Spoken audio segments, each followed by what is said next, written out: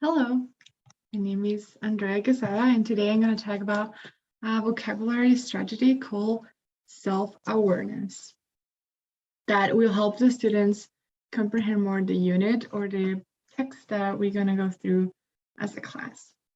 So what is vocabulary self-awareness? Is when we assess the students before the reading or before the unit, and this awareness will help them become more familiar with the new vocabulary. That way they can comprehend the entire book or unit in a better way. So the words are introduced at the beginning of the reading or unit, and the students need to complete a chart. And by doing this, they will self-assess themselves and their knowledge upon these new words. So this is how the chart might look like. So we have the first column, which is words. And then those are the words that we as teachers believe that they're going to be essential for the comprehension of the unit or the text. So we give them the list. We're going to go through the steps after this slide. Then the three next columns is a plus sign, a check mark, and a minus sign. And what this means is the student will read the word and they will put in a category, which is the plus signs means that they're really familiar with this word. They're able to provide an example and a definition. The check mark means that they can either provide an example or a definition, but not both. So they're not completely familiar with this new vocabulary. And then the minus signs means that there's a completely new word for them. So that's our target. That's what we need to work through the most. So these are the steps again. So the teacher identifies the target vocabulary for the lesson and provides a list of the terms that we believe it will help them to better comprehend. And then the students can also add their own terms as they go reading, because they can find a new vocabulary or something they're not completely familiar with yet.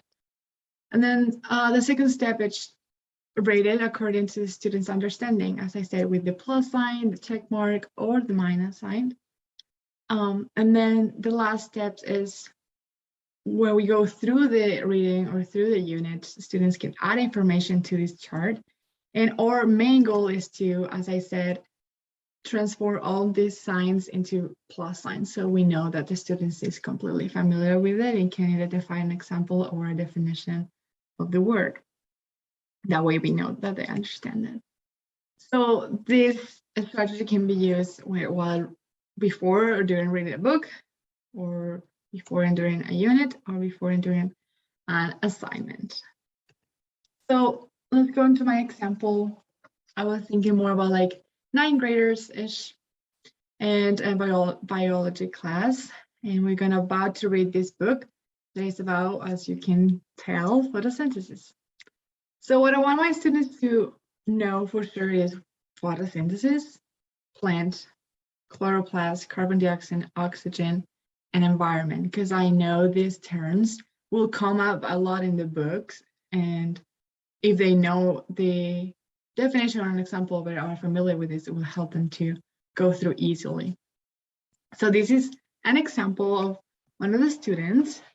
This is what they can put on it. As you can see, they're completely familiar with only 2 vocabulary words, which is oxygen and environment. And then they're kind of familiar with photosynthesis in the plant, and they do not know what chloroplast and carbon dioxide is.